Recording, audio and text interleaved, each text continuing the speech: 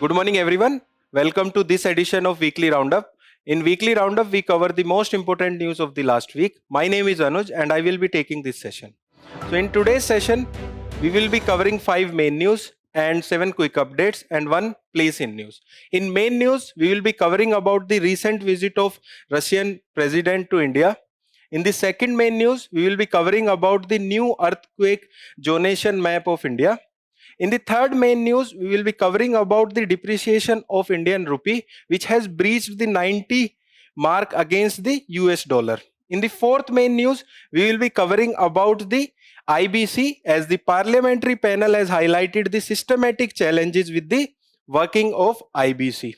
In the fifth main news, we will be covering about the illegal immigrants, as Supreme Court has ruled that illegal immigrants have no legal rights in India. Then we will be briefly covering quick update. Then we will be covering places in news, that is Guinea, Bissau. Okay, so this is a brief about today's session. So let us start the today's session. So what is the first news for today? The first news is that the 23rd India-Russia Annual Summit has held recently in New Delhi. It is important because it is mentioned, and it is important for UPSC's examination, as it is mentioned in GS paper 2 international relation. So in this news, we will be covering why this recent visit is important and what are the major key outcomes of the recent visit. So let us begin the discussion of this news. So as we have briefly discussed the context of this news, so let us understand it completely. Okay, so this summit marked the 25th anniversary of Declaration on Strategic Partnership of India, which was mentioned in year 2010. Sorry, in year 2000. Okay, and then it was elevated to Special and Privileged Strategic Partnership in 2010. So that is a brief about the context of this news. Now we will understand why this visit of Russian president is significant in the recent context. Okay, so first of all, this is the first visit of the Russian president after the Ukraine war. So that in itself is a very important aspect. And in the summit, Honorable Indian Prime Minister has called for peace in Ukraine. As you all are aware that India always stands for peace in the international order, so that Indian Prime Minister has called for peace in Ukraine. Okay. Secondly, it is also important with respect to our relation with the Western countries, especially with the USA.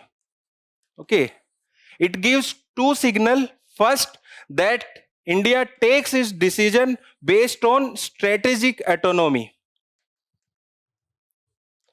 That means that we don't take decision based on the pressures of other countries, but on our self-interest. That is the first provision or the first takeaway from this meeting. Secondly, it gives away a notion that USA President Mr. Donald Trump cannot act as commander-in-chief and dictate term on his own. That means that he has to come on the table and discuss with the other countries to find solution of the global order. He cannot dictate terms on its own. So these are the major significance of this recent visit. Now we will look into the key outcomes, and we will also look into the PYQs related to India and Russia at last of this news. So in next slide, we will be discussing the key outcome. First of all, key outcome is related to Economic Program 2030. We have adopted this, and in this we basically have tried to diversify our trade. Both the countries are trying to diversify its trade from defense and oil. As you might be aware that India and Russia relations are mostly dependent on the defense partnership and the oil partnership.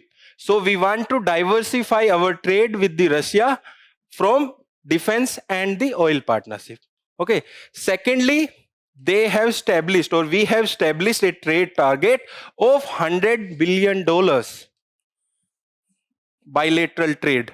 Presently, it is nearly $70 billion and mostly dominated by oil. Okay, that is an important fact. And when it is mostly dependent on oil, we are in trade deficit. Okay, we will be also learning about the shortcoming of the trade deficit in the depreciation of Indian rupee. But for now, let us look into the key aspect here, that India with the Russia have trade deficit. Okay, that is due to dependence on oil. And in the recent year, Russia has become one of the largest source for India as a oil. Okay. Thirdly, we have also talked about the payment mechanism, that we should be paying our bilateral trade in the local currency so that we don't have to depend on the Western or the other currencies. Okay, that will lead to reduction in the demand of the Western currencies. So these are the three key outcomes of the summit. Then we have also talked about energy. Russia has said that they will supply uninterrupted oil and gas supplies and will also support the nuclear program, India's civil nuclear program. You might be knowing that Kundakulam reactors is supported by Russia, and Russia has also said that they will support the small modular reactor.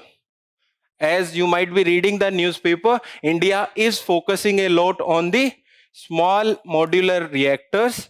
They were also mentioned in the budget that we will focus on small modular reactor. Basically, they have advantage. They are advanced nuclear reactor that can be assembled in a place, and they produce small amount of energy, I think up to 300 megawatts. Okay. So Russia has said that we will be supporting India. Okay. On the fifth front, they have also agreed on defense and security. Now we will focus more on joint R&D, co-production, where Russia has said that they will support the Make in India initiative of us, and they will produce the defense mechanism or the defense products together. As you might have noticed recently, that we are diversifying our defense dependence from Russia to new countries. And what are those countries? Those countries are France, USA, and Israel. Okay. So it's not that we are totally dependent on Russia. We are diversifying our import in the defense sector as well to the countries such as France, USA, and Israel.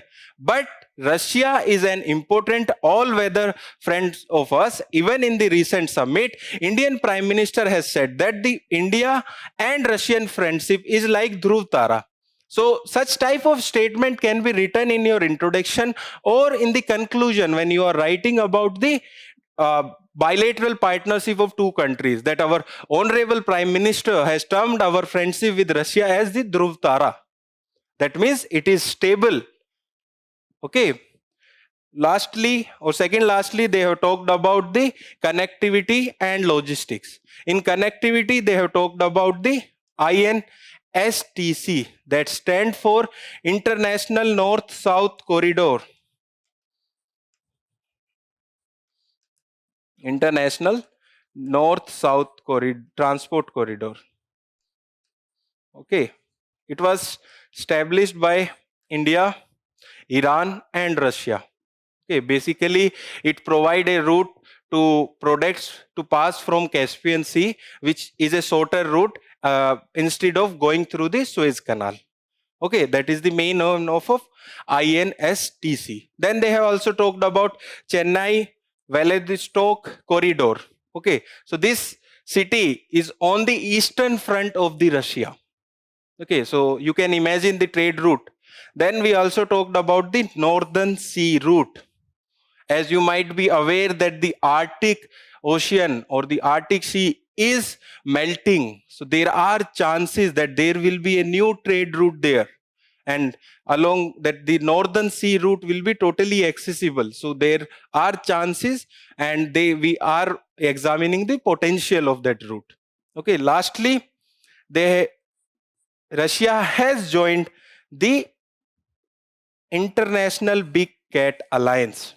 So International Big Cat Alliance is important in itself. Okay, it was started, or it is led by India, and it was started in year 2023 at the 50th anniversary of Project Tiger.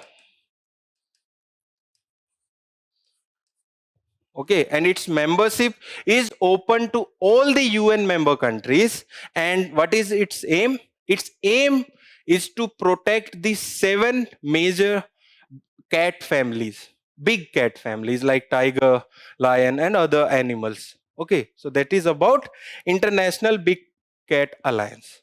Lastly, they have also talked about people to people ties, in where they have talked about 30-day free entry to Russian tourists in India.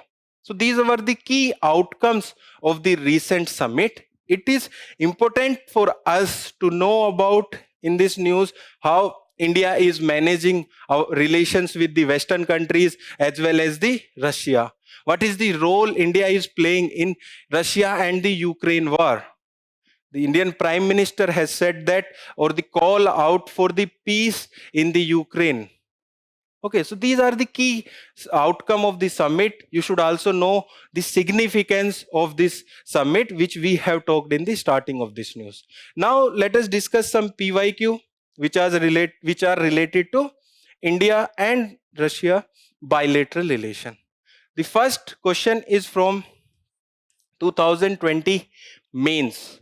Okay, and the question is, what is the significance of Indo-US defense deal over Indo-Russia defense deal, discussed with the reference to the stability in the Indo-Pacific region?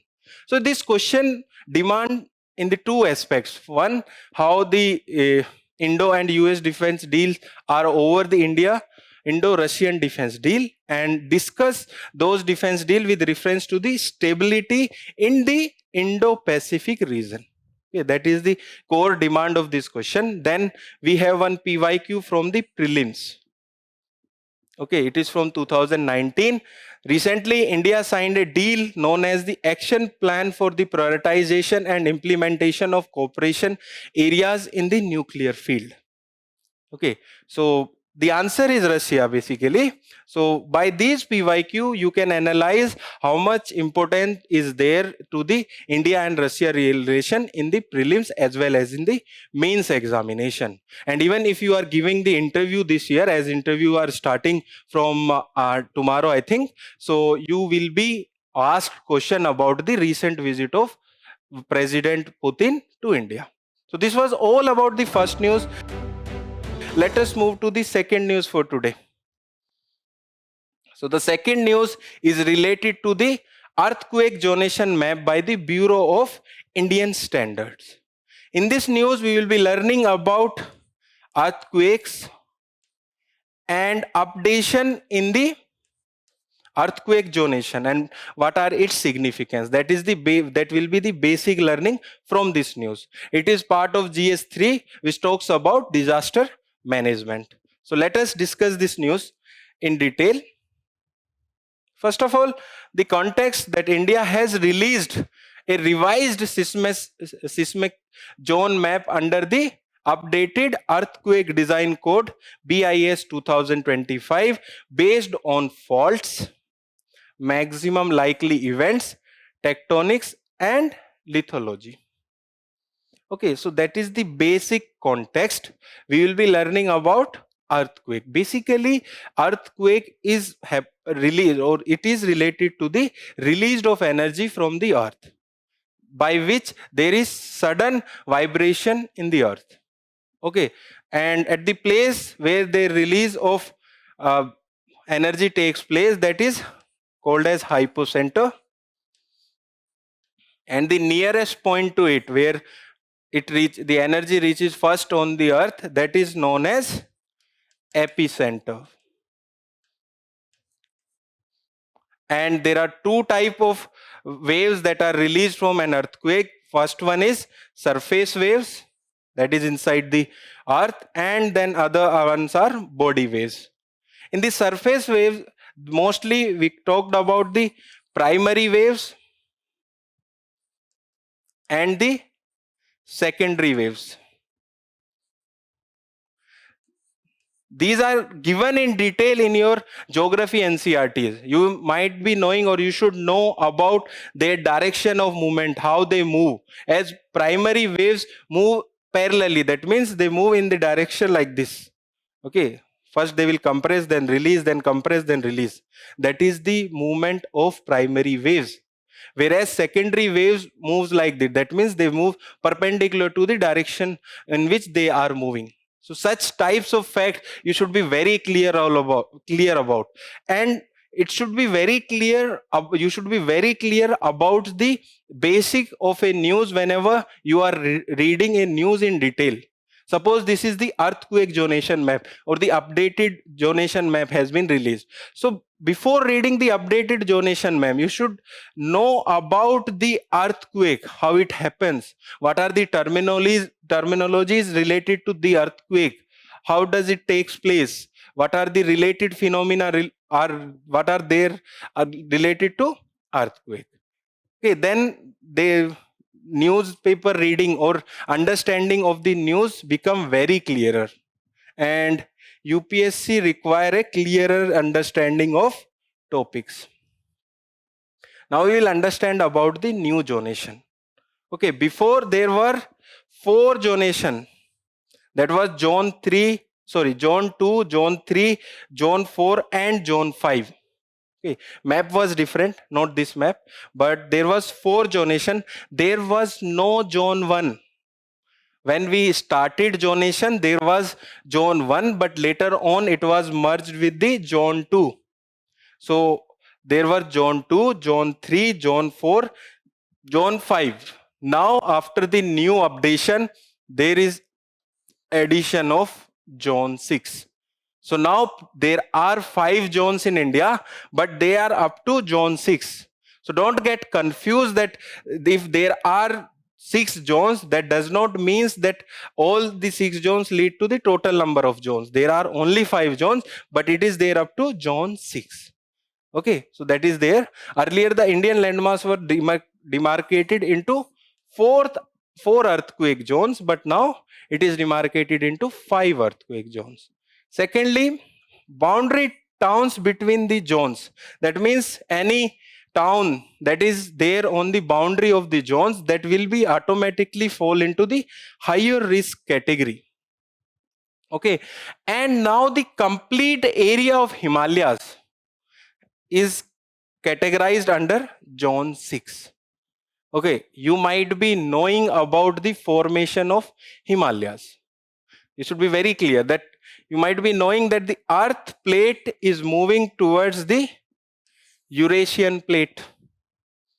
Okay, and the Tethys Sea, which was there, that is going under the Eurasian plate, and these plates are converging towards each other. Suppose there is a sand. Imagine there is a sand. Suppose there is sand here. Okay, this consists of sand. And we start pulling this side of the sand without pulling this. What will happen? This sand will start to accumulate it on the right side, and it won't accumulate in a single direction. It will accumulate by folding like this. Okay, although we demarcate the Himalayas in a separate regions like Greater Himalayas, Lesser Himalayas and Shivalik, but they fall one upon each other. Okay, in the true sense. And these regions which are downsided, these are known as fault.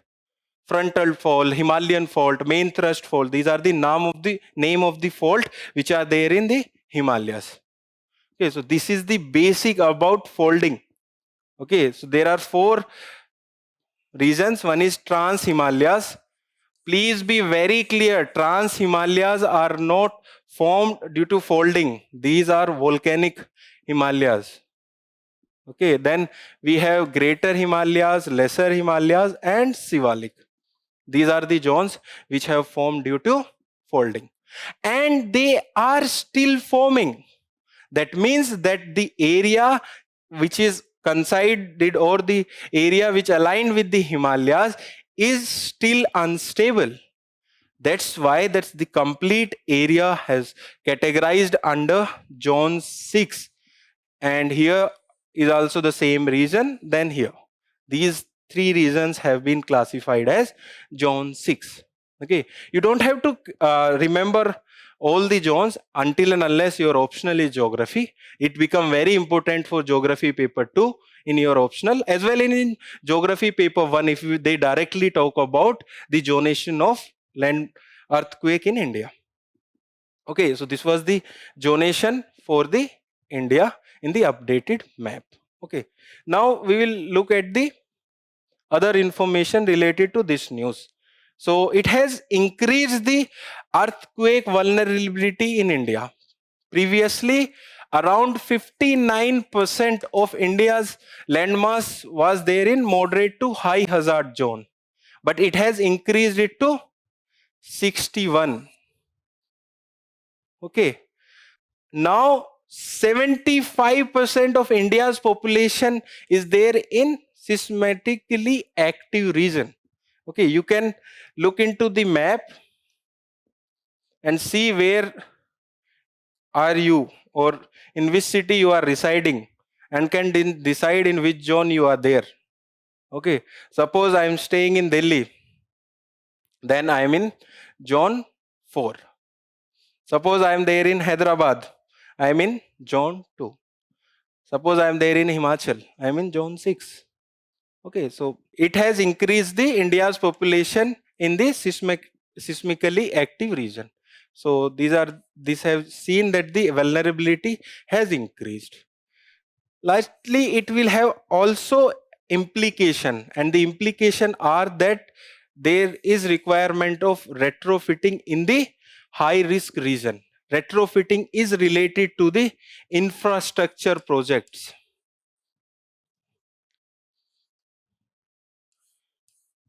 Okay, as the earthquake lead to catastrophic effect and that can lead to damage to the infrastructure. That's why retrofitting is required. Again, it has said that there will be reduction in the expansion on soft sediment or the near the active faults.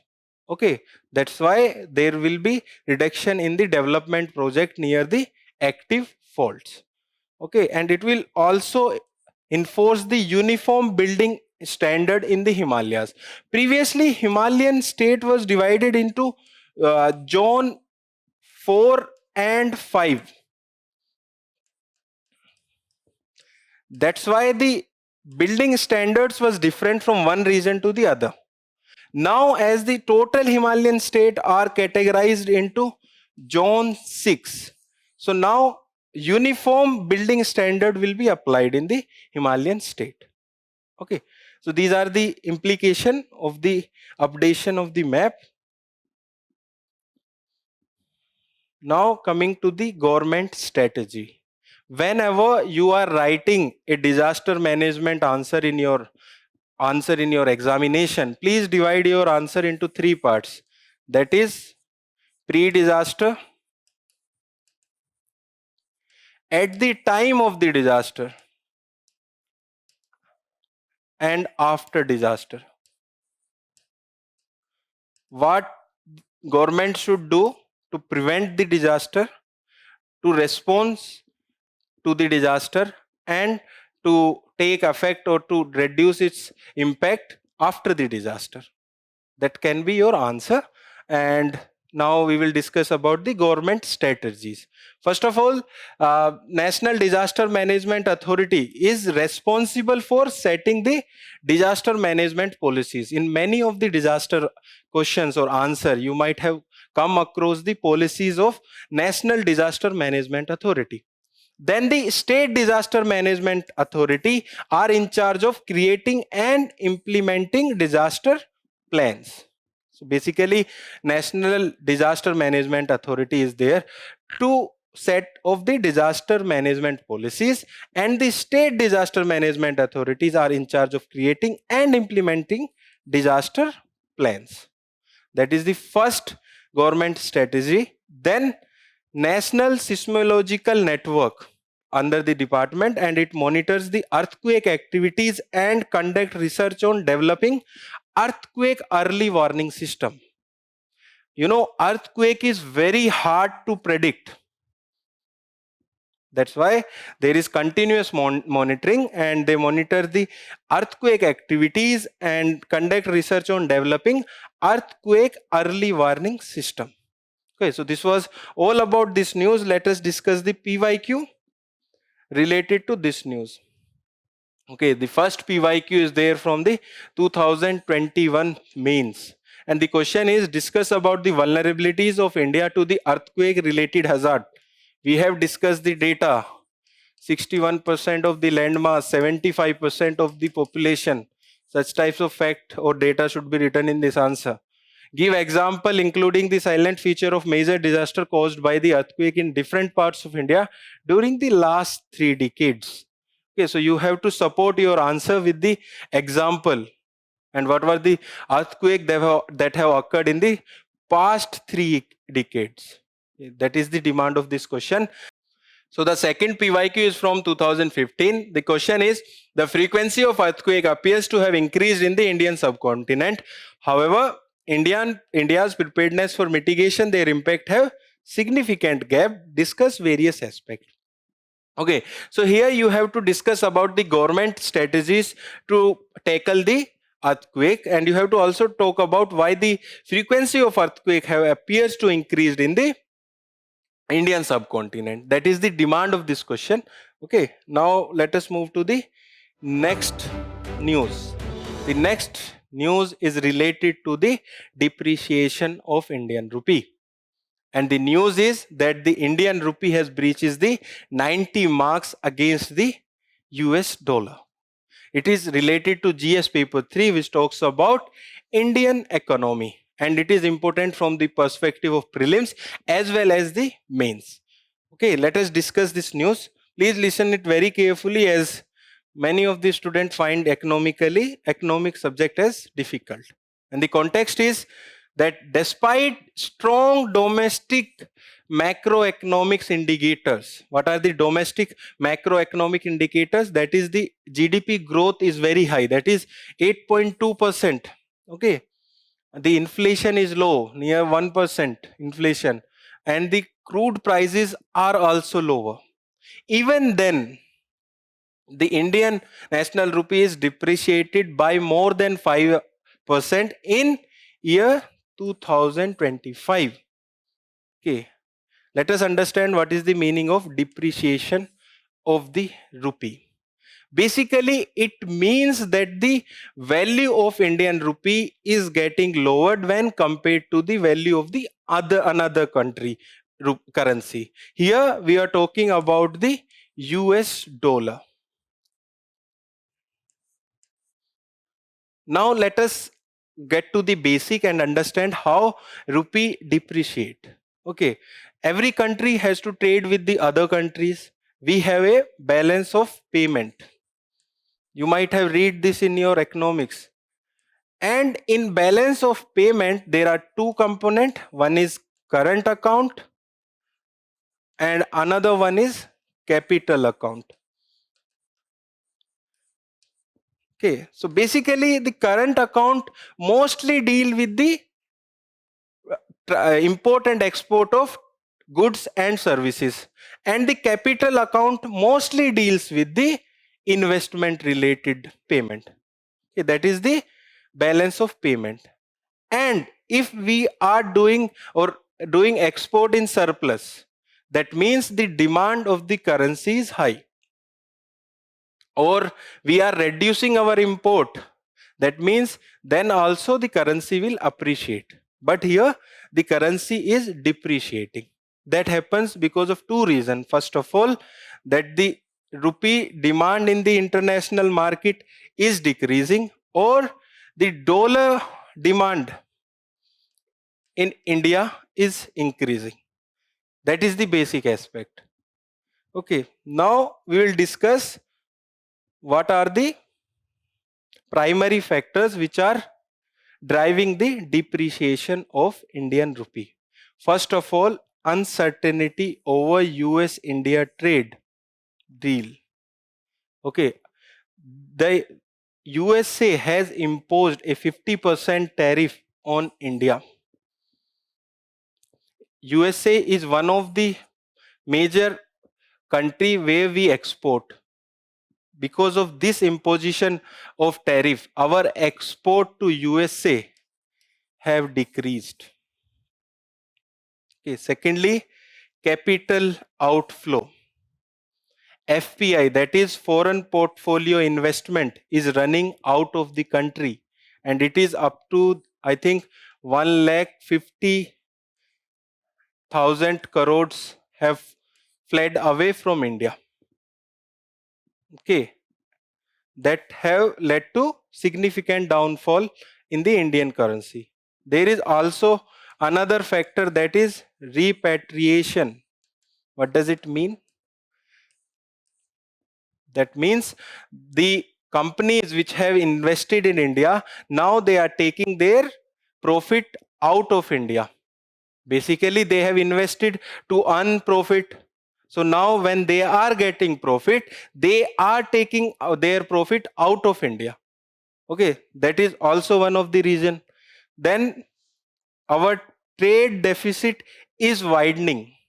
In October this year, it was around 41 US million dollars.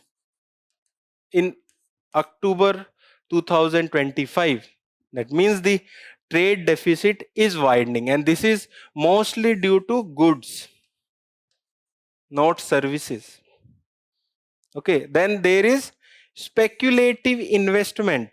That means that other countries are seeing that there are higher chances of return in other countries such as USA. So they are pulling out their funds from India and investing somewhere else. That is also leading to the outflow of dollars. Okay, these are the some reason that are leading to the depreciation of Indian rupee. Now we will see the impact of depreciation of Indian rupee. First, let us talk about the negative impact. It can lead to the inflation because we are dependent for many products from import, and examples are crude oil.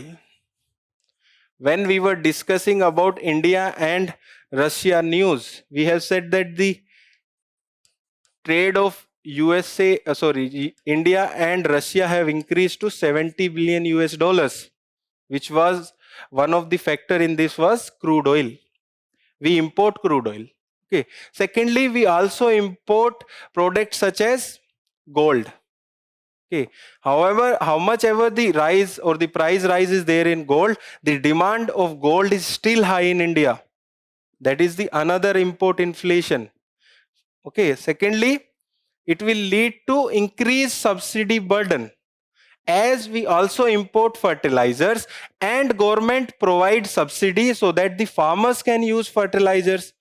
But if the cost of fertilizers is increasing, that means the subsidy burden on the government will also increase. So that is the second negative impact. Third, there will be higher cost of overseas liabilities. Suppose I have taken money from the outside. So outside bank will give us in the dollars, and that dollar is appreciating. So we have to pay more than what we have taken from the outside of the country. That is the meaning of higher cost of overseas liabilities. Now coming to the positive impact. First of all, export competitiveness. What does it mean? It means that suppose the rupee value is depreciating against the US dollar, our export will become cheap. That will lead to increase in export. That is the meaning of first statement. Second, remittances. What is remittance? That is the money sent by the Indians who are staying outside of our country.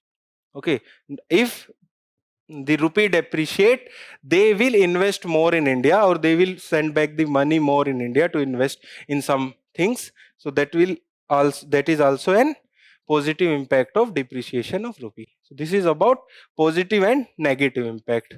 Now we will see what government can do to stop this depreciation. First, let us talk about the monetary policy. Okay, monetary policy are taken by the RBI. Intervention by RBI. What RBI can do, or what RBI had done, it can sell off the dollars. What it will lead to? It will lead to increase in the supply of dollar, and it can also buy the Indian rupee.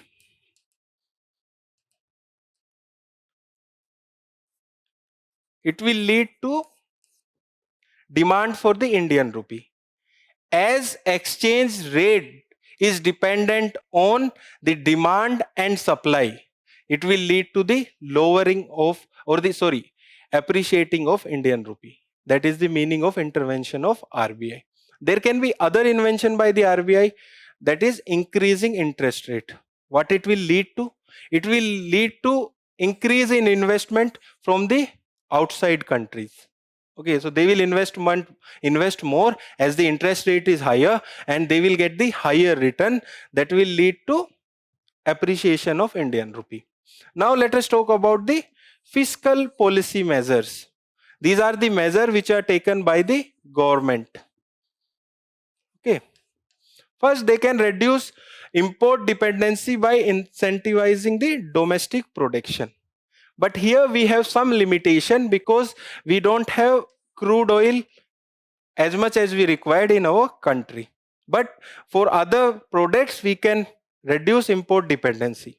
Secondly, government can boost export through diversification and FTAs, and also can also attract the FDI by increasing the ease of doing business. If it is easy to set up the business in India, then FDI will come automatically in India. So these are the some measures which can be taken by the RBI or the Indian government to appreciate the value of Indian rupee. Okay. So this was all about this news. Let us discuss the PYQ related to this news. The first PYQ is there from the 2019 prelims. And the question is, which one of the following is not the most likely measure the government or RBI takes to stop the slide of Indian rupee?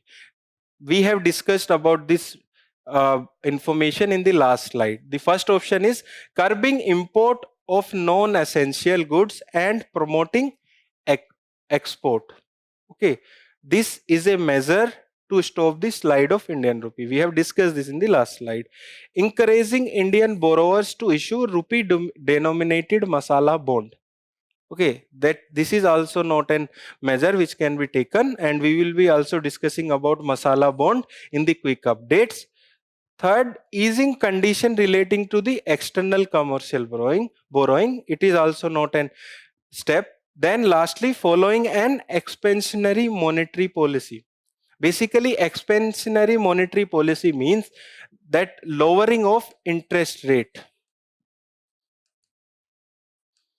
If interest rates are lowered, We have discussed about the effect of interest rate on appreciation and depreciation of Indian currency or Indian rupee in the last slide.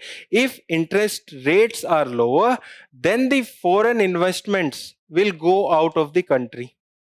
That will lead to further depreciation of the Indian rupee, and that is the answer for this question. The answer is D. Now coming to the mains question. The question is from 2018, and the question is, how would the recent phenomena of protectionism and currency manipulation in the world trade affect the macroeconomic stability of India? So basically, it is not directly related to depreciation of rupee, but it is related to devaluation and other strategies followed by the countries which manipulate the world trade. Okay, that is the demand of this question. Now let us move to the next news. The next news is related to insolvency and the bankruptcy code of 2016. And why it is there in news? Because the Parliamentary Panel has highlighted the systematic challenges with the working of IBC. In this news, we will be covering about the IBC, what it was there for, what was it was there. Then we will be covering about the key highlight which are given in the report and how it is relevant for us in the UPSC examination. It is related to GS paper 3, which talks about changes in industrial policy and their effect on the industrial growth. Now let us discuss the news. We have already discussed the context. The context here is that the Standing Committee on the Finance, okay, as this news is related to GS paper 3, and GS paper 3 require data to write a specific answer. So please note down that this committee is related to finance. Standing Committee on Finance in its report have expressed concern over the low recovery rate. So we will be also discussing this in the later stage. For now, let us discuss it is around 32%. So the recovery rate is only 32%. They have said that it is a concern, and they have said that there are requirement of changes in insolvency and the bankruptcy code of India. Let us discuss a brief background of Insolvency and Bankruptcy Code of 2016. It was formed on the committee report under T.K. Viswanathan, and it established a process to resolve the matter which are related to debt. And why it was brought in? Because the issue of NPAs, non-performing asset, was rising in Indian economy. And if the non-performing asset will keep on rising in Indian economy, it will impact the growth of the country as well as the functioning of the banks. That's why these codes were brought in.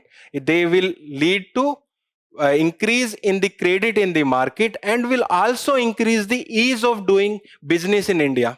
So when we will be discussing PYQ, there is no direct PYQ related to IBCs, but whenever you are writing answers related to non-performing asset or related to ease of doing business in India, then you can quote about IBC codes. Or there can be direct questions related to IBC code or the procedure followed in the IBC code in the prelims examination. Okay, whenever there is a chances of default, we can go to NCLT, not we, the creditor or the operated creditors. Okay, they can go to NCLT, that stands for National Company Law Tribunals, in the case of company. And if they want to go against an individual, then they have to go into the debt recovery tribunals.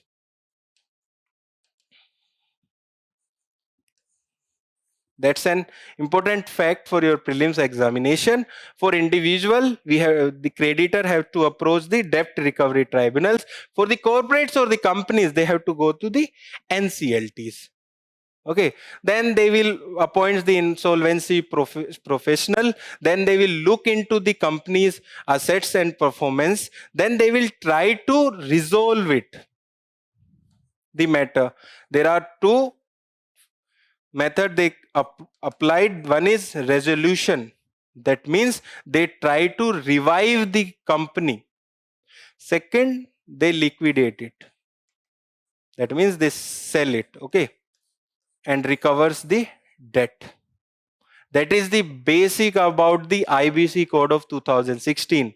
Here the important facts are the committee on which reports it was formed, what the reason why it was formed, the procedure followed under IBC, and other basic information which we have studied here.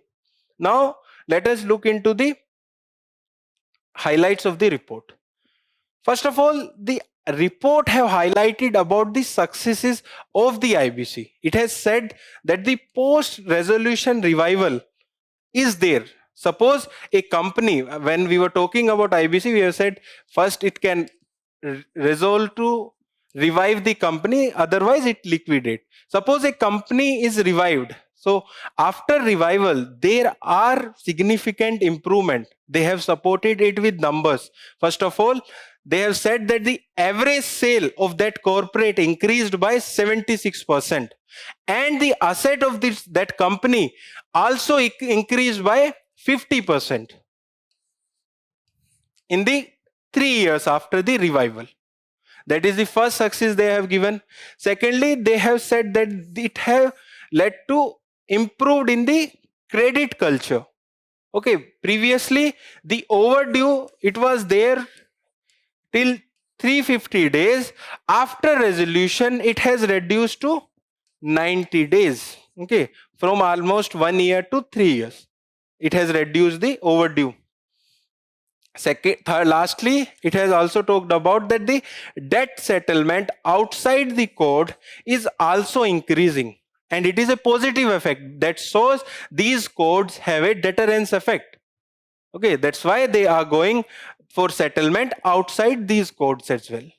These were some positive which was shown in the parliamentary report regarding the IBC. Now let us discuss about the challenges they have highlighted. First of all, they have highlighted that the time overrun. In the IBC code, it mandate to resolve the cases in 330 days. That means below a year. But they have noticed that resolution are there in around 750 days. That is more than 2 years. That is the first challenge regarding the IBC which they have highlighted. Please note down the timelines as well. It is important for your answers to make them very specific. Secondly, they have said that there is low realization and excessive haircut. Excessive haircut here does not mean that cutting of your hair. It is related to the amount foregone by the creditors. Creditor might be banks as well. Suppose a bank has given 100 rupees to me. Now I am not able to pay that 100 rupees within the interest to the bank. Now I will come to a settlement with the banks that okay, I will pay you some amount. Please forego the other amount. The amount foregone here is known as haircuts. The report has highlighted that the creditors for the settlement are giving excessive haircuts. Okay, in 100 rupees, they are almost in some cases for giving 95 rupees. That means I will only pay the 5 rupees to them. They have also talked about the low realization, which is around 32%. That means in the 100 rupees which was given by the banks or the creditors, they are only about to realize 32% on an average. Lastly, they have also talked about jurisdictional conflict, as there are in many cases conflict between IBC and prevention of money Laundering Act of 2002. So these are the issues which have been highlighted by the Parliamentary Committee report. They have also provided the solution. The first solution which they have provided, that is institutional capacity enhancement.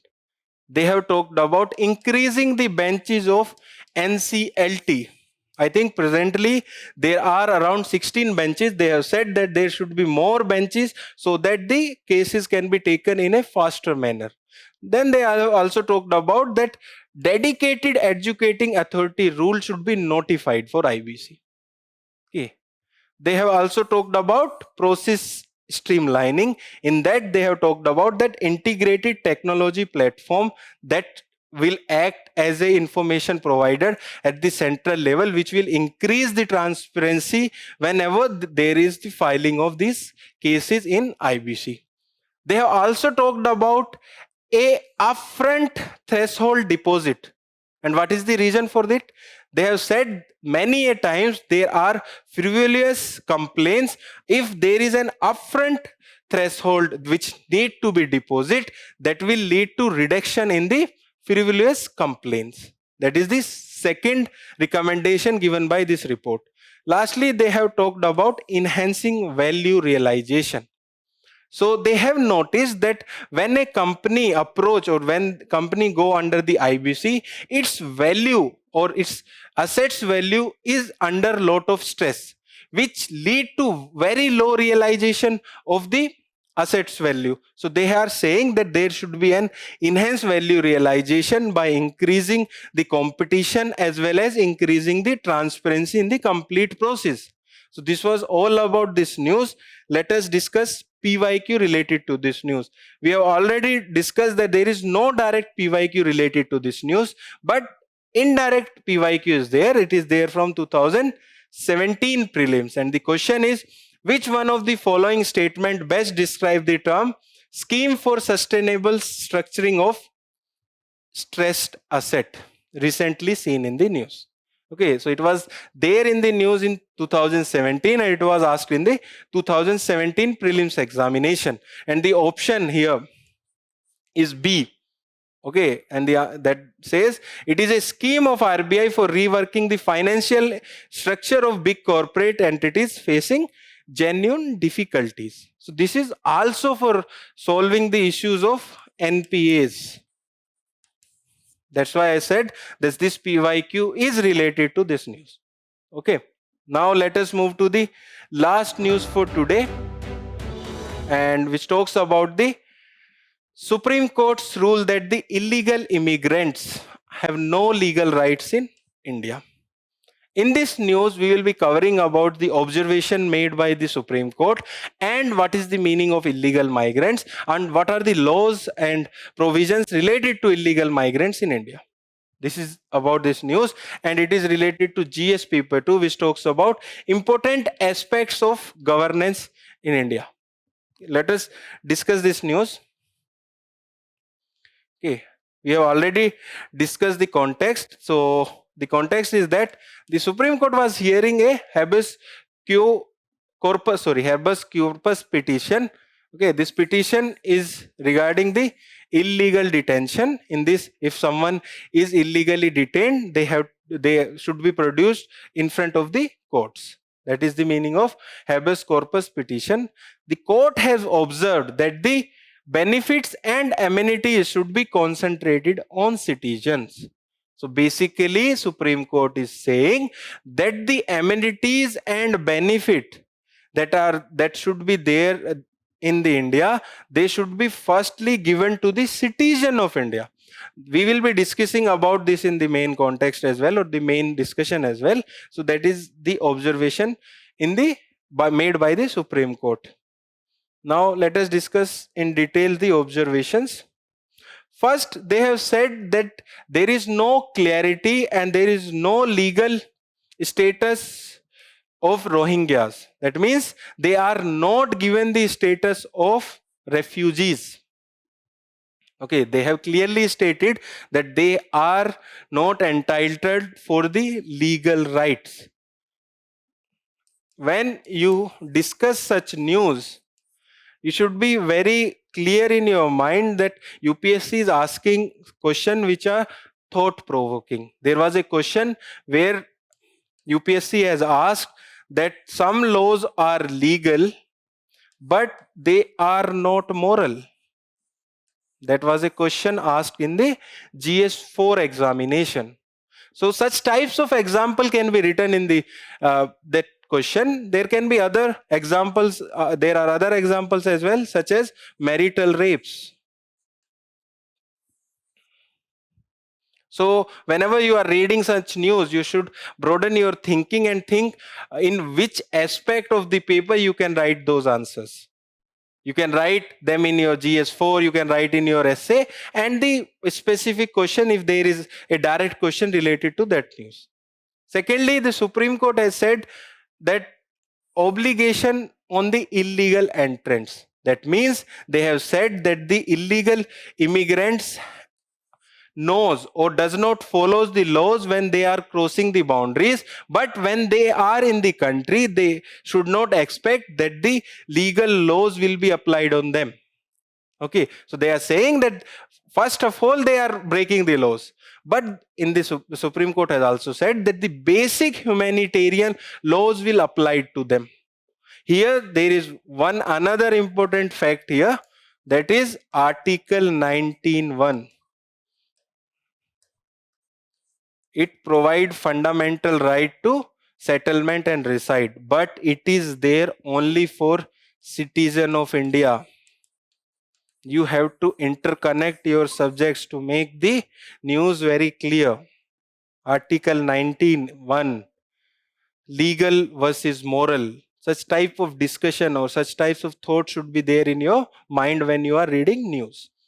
Lastly, they have said that there are national as well as the security priorities. They have said that due to illegal immigrants, there are threat to security at the border areas, and they have specifically point out the northeastern region that there is increasing in the security concern in the northeast region due to illegal migrants. Okay, now let us discuss about the provision related to refugees at the international level as well as the national level. First of all, let us discuss at the international level. Okay, there is 1951 Refugee Convention, which defines the term refugees and outline their rights and international standard. And there is a protocol related to it that is there in 1967. So India has not signed the convention as well as the protocol, and the reason given is that this convention is Eurocentric. That means these rules and conventions are more favored towards the developed nations, but not towards the third world countries. India has said that these conventions will increase the burden on the third world countries. That's why we have not signed this convention or the protocol. But India follow the principle of non-refoulement as a norm. That means that we won't send back the immigrants if there is chances of prosecution in their host country, in their home country. Okay, so that is the basic meaning of non-refoulement. It is related to international laws related to refugees. Now coming to the domestic laws related to refugees. First, refugees are governed by the Foreigner Act and the Citizenship Act of 1955. It defined illegal immigrants in two ways. First, if someone is crossing Indian borders illegally, that is illegal immigrants. Second, if someone is coming on the legal papers but overstaying his or her stay, then also he or she will be considered as illegal immigrants. That is defined under Citizenship Act of 1955. Secondly, there is ad hoc mechanism for refugees. That means there is no legal provision which defines refugees in India, but they are based on the executive and the administrative actions. And their management is divided between two organizations. One is Union Ministry of Home Affairs, which directly manage the Sri Lankan Tamil refugees and the Tibetan refugees. Then there is United Nations High Commission for Refugees, which manage the other refugees group in India. When you are reading this news, please note down that according to UNHCR reports, the highest refugees in India are Sri Lankan Tamil refugees. Then they are followed by the Tibetan refugees. Okay, that's a fact that the Sri Lankan Tamil refugees are the highest refugees which are there in India. Okay. Then India has granted refugee status to many refugees such as Tibetan refugees, Sri Lanka Tamil refugees, and Chakma and Hojong refugees. They have come from eastern Pakistan, but that is known as Bangladesh now. They have came to India when it was known as eastern Pakistan. Okay, this was about the provision related to refugees. Now let us discuss the PYQ related to this news. First PYQ is there from 2016, and the question is, consider the following pairs, community sometime mentioned in the news, and to which countries they are related. First one is Kurds. Is it related to Bangladesh? Madhesis. Is it related to Nepal? Rohingyas. Is it related to Myanmar? So Madhesis and Rohingyas are correctly matched, but Kurds are from Iran but not from the Bangladesh. Then answer will be 2 and 3, C. Okay. Now there is one PYQ from the mains examination as well, and the question is, how does illegal transborder migration pose a threat to India's security? Discuss the strategies to curb this, bringing out the factors which gave impetus to such migration. Okay, if you are reading news, you might be knowing about the imbalance or the significant ongoings in the neighboring countries such as Bangladesh, Nepal. There are other factors as well which are leading to the migration of illegal migration to India. So it is asking about the security threat posed by them, also about the what are the factors which are increasing this immigration. Okay, so this was all about this news. Let us discuss the place in news for today. And for today, we will be discussing the place which is Guinea-Bissau. Okay, and what is the context here? The context is that the African country of Guinea has fallen under the military rule. Previous to, I think last year, the UPSC has asked a question where they have asked that which countries were related to coup. Okay, I think in 2023 or 24. Okay, and when I was reading this news, they have said that this is the 12th time in the last 10 years in Africa where a country has fallen under the military rule. That's why it's become very important. In this news, we will be covering about its political and the geological feature. One important fact here, or the interesting fact here, is that this country is also known as that it take baths daily. Why it is known as? Because the Atlantic Ocean comes up to 100 kilometers inside its boundary on a daily basis and then go back. That's an interesting fact related to this news. Now coming to the political features, it is located in the Western Africa. Okay, and its neighboring countries are on the north, its border with Senegal, and on east and south, it borders with Guinea. It is Guinea-Bissau, and it shares its border in east and south with the Guinea. Okay, and its maritime boundary is Atlantic Ocean on the west. Okay, you can study about the current which flows here in your geography as well.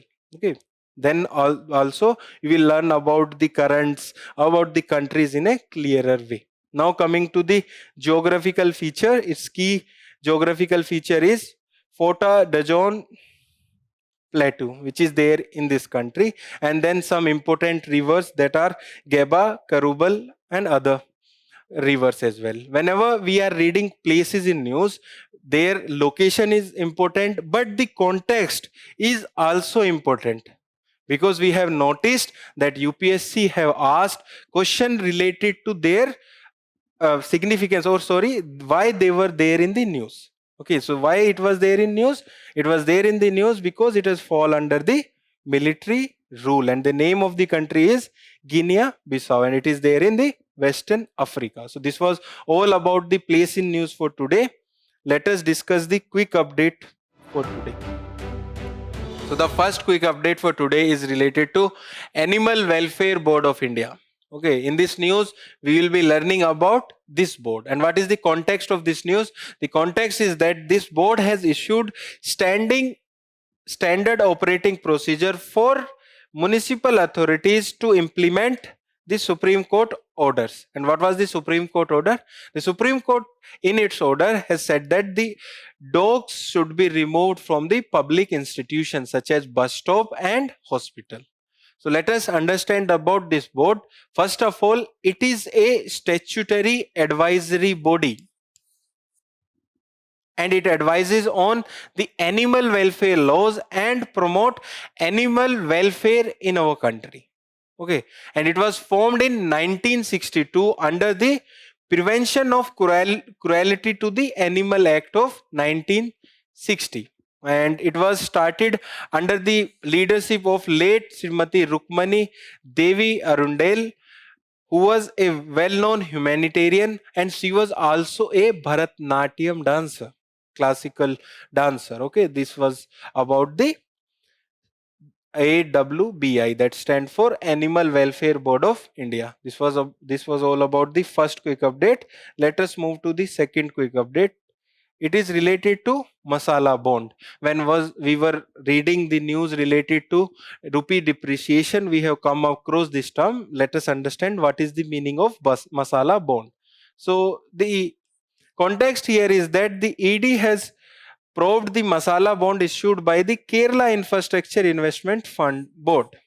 Okay, this is not, the context is not important for this news, but the masala bond is important for our examination. First of all, they are rupee denominated bond issued to the overseas buyers.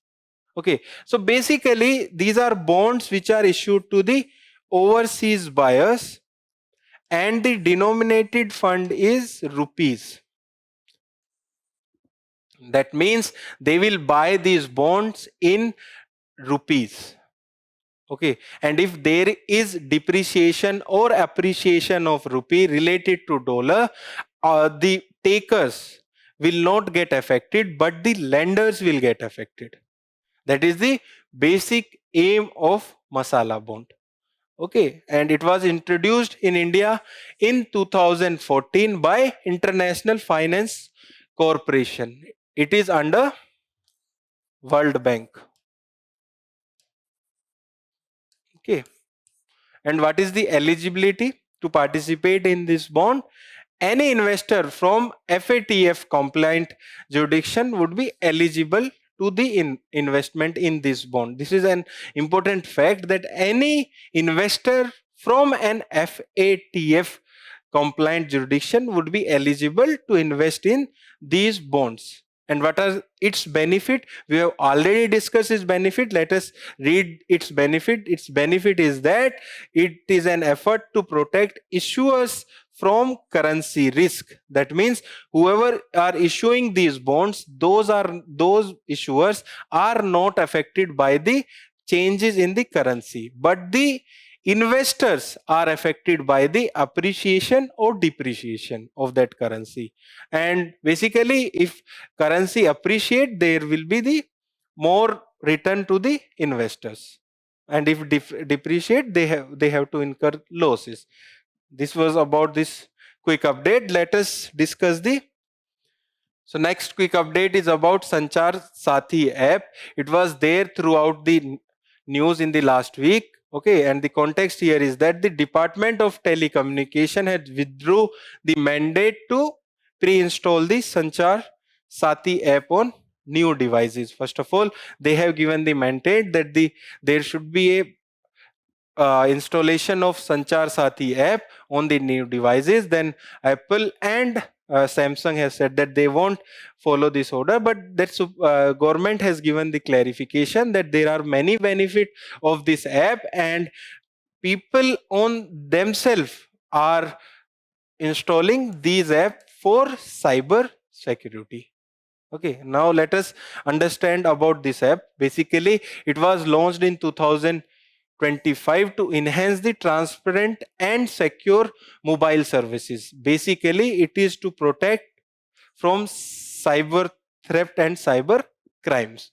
Let us understand about its key feature. One is Chaksu, which enable user to report suspected fraud communication. Suppose you are getting a call, this app will show that this call is an fraud.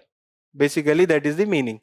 Next, it will also lead to IMEI tracking and blocking. If you lose your phone or the SIM, then it will automatically block the tracking and the SIM.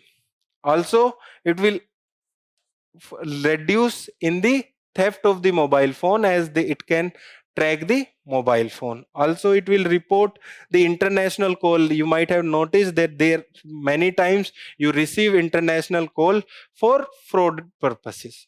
So these are some features of this app, and the context here is that the Department of Telecommunication have withdrawn the mandate to pre-install the Sanchar Sathi app on new devices. If there is a question about cyber security, so you can write about this app in your answer. Now let us move to the next quick update. Next quick update is about Biological Weapon Convention. And why it is there in news? It is there in news because India has called for strengthened biosecurity at the 50th anniversary of this convention. Okay, whenever there is some anniversary such as 50th or 100th, it automatically become very important for your examination. In this news, we will be understanding about this convention. Basically, it effectively prohibit the development, production, acquisition, transfer, stockpiling, and use of biological and toxic weapons. What are biological and toxin weapons? Basically, these are the weapons, or sorry, these are the devices which transfer the biological microbes to affect the disease or to affect the population with the disease. It can be used in the wars. It can be also targeted at individual people. Okay, so there are chances that these are targeted in the war as well as in the for the individual, but their usage is banned according to this convention. Okay, and it is the first multilateral disarmament treaty, a extreme statement. So if there is a statement that it is the first multilateral disarmament treaty which bans the entire category of weapons of mass destruction, then that statement is correct.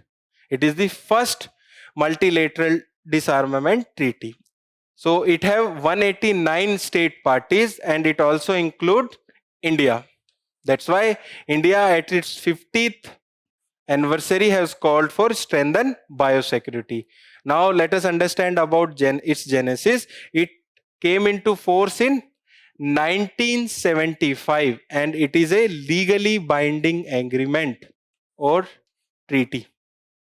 So basically two facts are important here, that it came into force in 1975 and it is a legally binding international treaty. And its administration, it is administered by United Nations Office for Disarmament Affairs, which is headquartered in Geneva. Now let us move to the next quick updates. So next quick update is about Navratna status. And what is the context? The context is that the Numaligarh Refinery Limited, which is there in Assam, has been accorded with Navratna status. So whenever you are reading about this Navratna status, don't think that only the 9 CPSCs are there in it. Okay, there are around 26 or 27 companies which are provided with the Navratna status. Now coming to the criteria to grant the Navratna status. First of all, the company, the central company should be Mini Ratna 1, and it should have obtained a excellent or very good MOU rating in the 3 of the last 5 years. That means in the last 5 years, at least in 3 years, it should have an obtained excellent or very good MOU. Also, it should have a composite score of 60 out of 100. It includes net profit to net worth, earning per share, profit before interest and taxes, also the turnover. So these are the criteria which are there to grant Navratna status. And which company was granted the Navratna status? Numaligarh Refinery Limited. And where it is there? It is there in Assam. So this was about this quick update. Let us move to the next quick update. The next quick update is about Afar region. And it is there in the news from last 15 to 20 days because of the eruption of volcano in this region. You might have read about this news when its ashes have interrupted the international flights.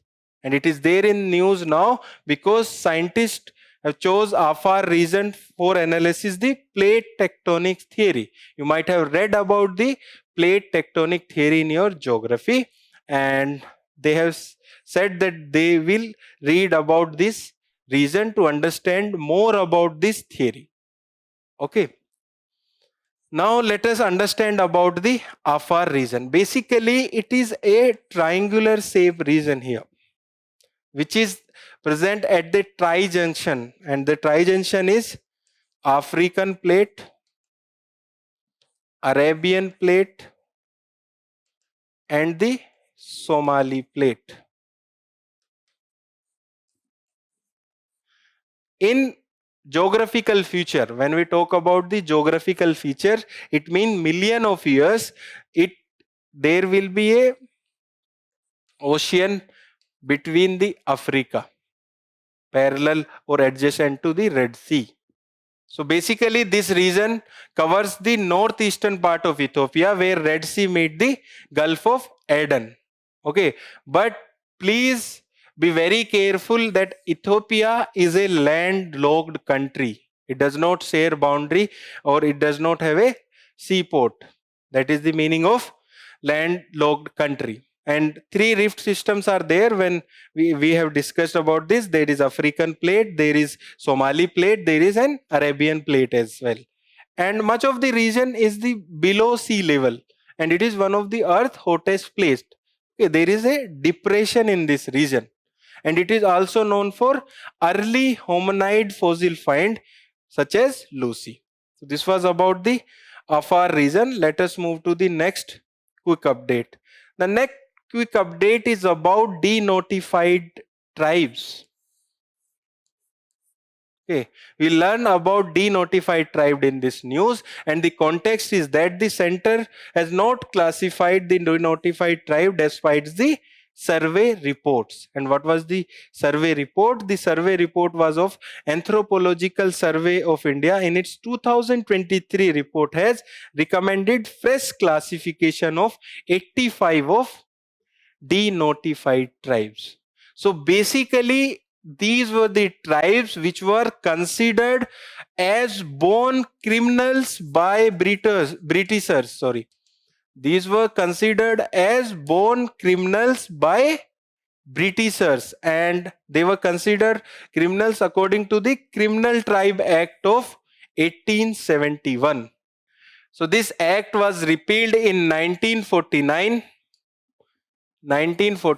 and denotified the tribal communities which were considered as born criminals by the Britishers. In 2017, IDATE Commission has recommended setting up of a permanent commission for denotified tribes and doing a caste census column in the to count DNT population. So this was all about the denotified tribes. And with this news, we have come to the conclusion of today's discussion. To read further about our current affairs and to solve smart quiz, you can visit our digital current affairs platform. Thank you and all the best for your preparation.